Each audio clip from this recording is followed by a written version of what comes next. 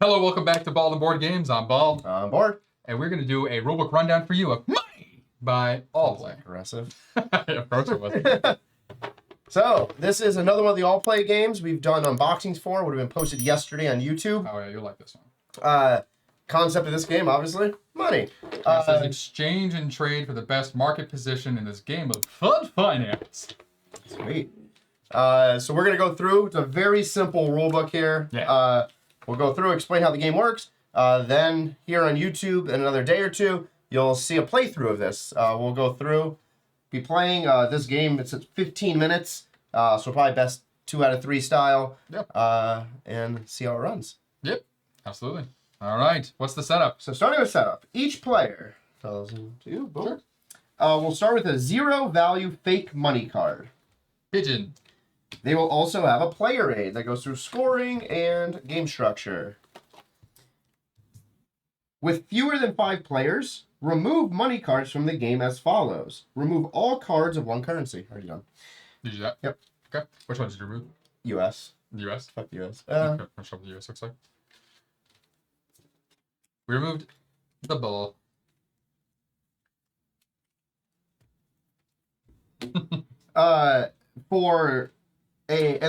So this is a little weird. So that is for a 2 or 4 player game. Interesting. For a 3 player game, you remove 2 currencies. Interesting. Shuffle all remaining money cards together with the gold and the silver cards, which are right there on top. Each player will then get a deck of 6 or a hand of 6 cards from the deck. Okay. You then have a 7th card added to your hand, which is your fake money card. So you'll have a total of 7 cards, 6 real money cards, and your fake money card.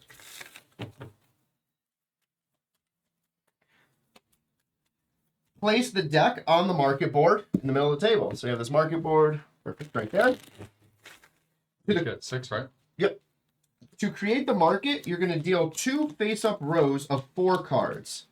As you can see here, you have level 1, 4 cards go that way. Level 2, 4 cards go this way. For the ease of here, we can do 4 like this. No, it's fine. We can go side to side. No, it won't be in this. Maybe. Well, this is my hand. This is 4. Is it? Oh, just fits. Literally just fits. I mean, also when we play this too, we can pull out to the medium view. Like, not be zoomed in so close. Yeah, which we'll do it because the back one. There we go. There you go, everybody. That works. Then place the scoreboard and the marker to one side of the board. So we'll just put this right there. Yep. Boom, boom. So the scoreboard, as you can see here, has space for 5 players, each of the different colors based on what color you've chosen as your player, and then all the different money or the currencies available in the game, as well as that silver and gold at the bottom. Game rounds. The game has 3 rounds 3 steps per round. Place bids. Players start each round by secretly selecting 1 or more cards from their hand to bid. Place the cards you want to bid face down in front of you. The value on the bill is the sum, or the value of the bill is your bid. If you place 2, for example, this, it becomes 40. Okay. Yeah. Mm-hmm. So pretty simple, just add the cards together. That's your bid. When all bids have been placed, everyone reveals. Step 2, player turn. Players take their turns in order from highest to lowest bid. On your turn, you have 3 options. Option 1, swap with the market. Swap all cards in your bid with swap all cards in your bid with all cards on one side of the market board. So are these permanently face down? I'm sorry, I missed that. So these are face down to So bid all players until both secretly of us bid bid. 1 or more cards. When ready, reveal all bids. Okay, Yeah. got it. And then, okay, so now you can swap. Typical. It says 2020? Oh, 40. Nice. Okay, so swap the entire bid with one side of the market. So you essentially replacing this with all 4 of these or all 4 of these. Okay? Ties. Whenever there is a tie, each tied player checks the serial numbers. The lowest serial number goes first. So I have a 46 and a 94. 1813. Well, shit. So I go first, okay? Yeah. So one of your options is to swap With your everything. whole bid with one whole side. Option 2 is to swap all cards in your bid with all cards in another player's bid. Option 3 is decline to swap Keep my bid. and keep your bid. After swapping or keeping, take all cards in your bid into your hand. The next player would then go. So if you kept yours, I now only have the choice to take these or keep my own. Right, so essentially you will never have the option to swap with another player if you go second. Correct. Well, at least in a 2-player game. Yeah, that's what I mean. So two-player, you'll never have that option. Yeah. So whoever goes first really has, it seems like, the upper hand, potentially. Depending on what the whole point is. Yeah. I assume to have the most money. Probably, maybe. We'll run this. Let's see. If I did this, that'd be swapping those up here, and then I put all this into my hand. Yeah, and then I look and I'm like, oh, I'm going to take this because these have low values, which will help me out in future turns, maybe. Yep. No, after you swap with a player, that player will have the highest bid and take the next turn.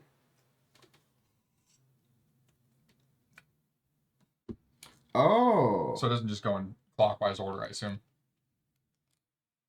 So that's 2-player game. That won't matter again. Yeah. Okay. Yeah. So a 3 or 4, or it's 5-player game. If you swap with another player, you take their cards into your hand. You're done. But then they get to go next, or however that goes based on the count. Exactly, and so they have what becomes the highest bid. So then after that player goes, it'd be whoever had the next highest bid.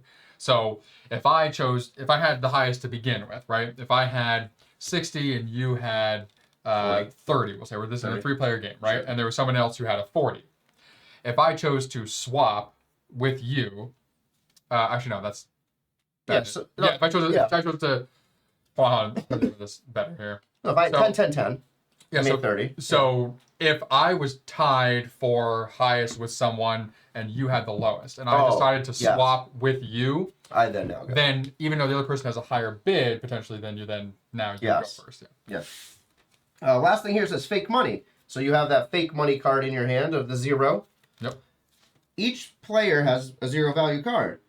When bidding, each player who reveals their fake money card immediately returns it back to their hand. So there's no swapping of the fake money card. You can't get 2 and one player 0. And this is mostly for hiding how many cards are in your bid. So if I'm really bidding 20 for 2 10s, but I also place this down, it looks like I'm bidding higher, potentially. Yeah. Which is interesting because players start the round by selecting their bid, place cards you bid face down when all bids are, so I guess... Or you all play bids at the same time, so I guess... Yeah, but someone's like paying attention, like, shit, like he's playing another one. Because you essentially want to play more because you would want to have first pick at the cards that are out here. Yeah. Cool. All right. Round end. When there are no more cards in front of the players, the round ends. Any cards left in the market stay there. Next, deal new face-up cards from the deck to refill each side of the market board, up to 4 cards. If a side already has 4 or more cards, don't add any more. If there are not enough cards left in the deck to fill both sides, fill side 1 first and then side 2. Then start the next round. Interesting. How would there be more than 4 cards? What do you mean? It says next deal face-up cards from the deck to refill each side of the market board up to 4 cards. If a side already has 4 or more cards.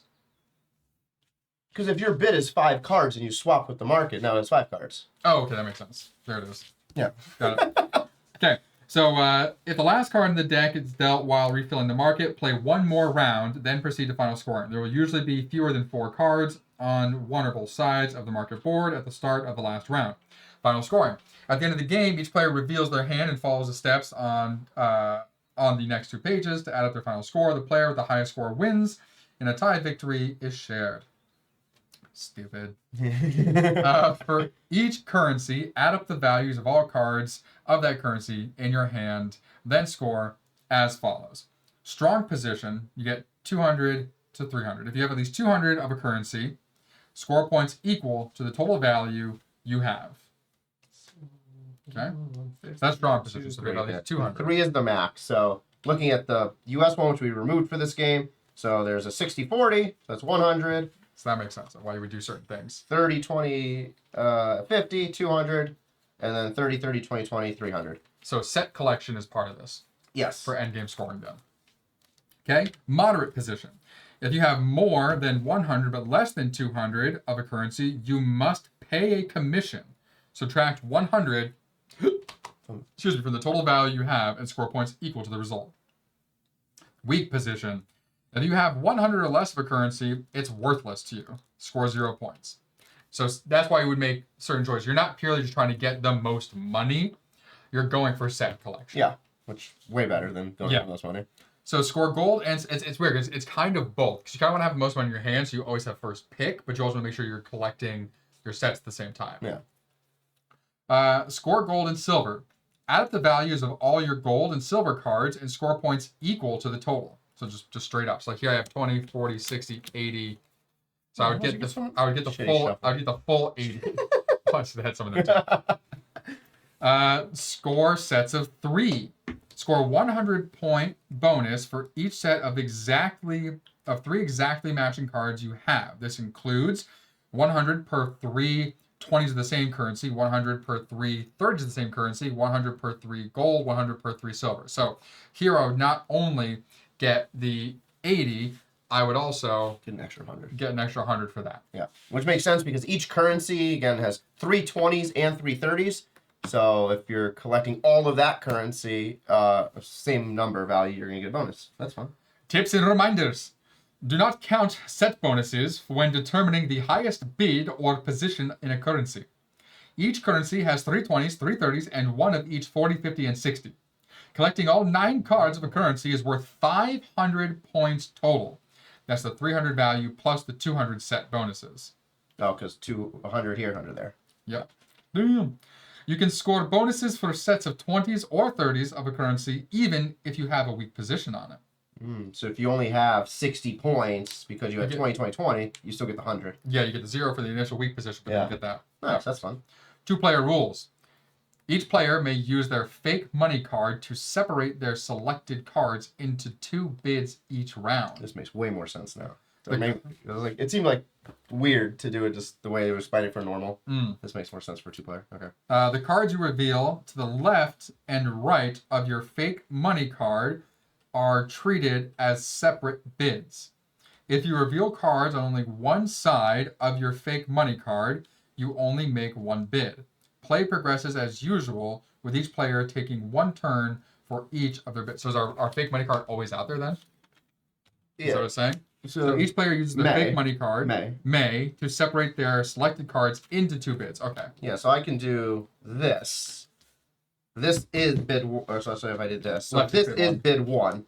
Yep. This is bid 2. I can expose this one and leave it as that, or I can expose both, and then I get 2 turns. The card you reveal to the left and right of your fake money card are treated as separate bids. If you reveal cards on only one side of your fake money card, you only make 1 bid. Play progresses as usual, with each player taking 1 turn for each of their bids. Okay, so it's to push the, hey, I'm potentially betting way more idea that you would do in a larger game. But you're not adding these 2 together. No, they're separate. Yeah. So it's making a 2-player game a 4-player game. Yeah. Is what's happening, really. Which is cool, though, because it allows you to potentially take both sets of the market, 1 and 2, and then you get to go 3 and or 4. Right. Okay. That's a new dynamic to that whole thing. Cool. Cool. Easy peasy. So literally we're just making bids. We'll go for, Yep. So we're going to be playing our cards here. We'll have our hand of money. We'll be making our bid of however many cards we so choose. Choosing to use our fake to put maybe all of our cards out in one go. And then choosing which one we want to reveal. I could reveal potentially just this side. And I assume with this one's unrevealed on this side, it's not technically a bid, so you would not be able to take these, but you could potentially take these. Yeah, and I would assume we'd have to flip both sides if we use right off the bat before we start everything else. I would imagine so, because you have to reveal them at the same time. Yeah. Yeah, because you couldn't, because it goes based ordinary based on the highest bid. Yeah. So then I wonder if, it doesn't say specifically in here, but if I have the highest and you have the next highest and I have a highest than you, would it go back and forth? Yeah, because it'd be like a 4-player game. Yeah. And if you swap with me, I potentially, I could potentially, yeah. Got it. Cool. That's fun. Fun, simple. Yeah, and then strategic I'm just going to game. zoom into mine here real quick. Yeah. So we have these fun tokens. Yeah. and it doesn't really describe them in the book, but I think I know what they're for. So we have a 200 plus token. I think that's strong position because you get the 200 value there. Right. I think these, the gold and silver, are for the bone, and then these two are for the bonuses. I think these are literally just identification, fun little markers to be like, oh, I had 3 20s. Boom. Oh, so we don't even get these. Like these aren't our tokens. These are just up here. Yes, I believe so. That's what makes sense based on this paper. So the silver little gold thing would be like, oh, boom. If you get that bonus, you get the fun little marker.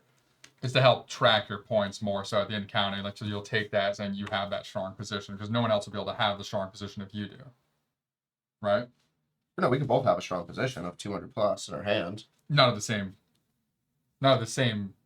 card type. So these I initially thought were our players. These are based on the currency, so they're all the rest are in the box. Yeah. So you'll so these would be all for all the different currencies.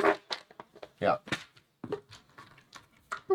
So you would just be taking to say, I have the strong position in this. Yeah, because this would be for the 20s and this would be for the 30s. Yeah. It's a and then because the gold and silver, there's only 6 of each of those. There's only 2 of each of these because to get that bonus, only 2 people could have that bonus. Yep. So all of these would be in play for availability, and I think it's just a cool, fun thing to look at. What'd be interesting is like if this played, because you don't score at the end of each round, right? You score at the end of the game.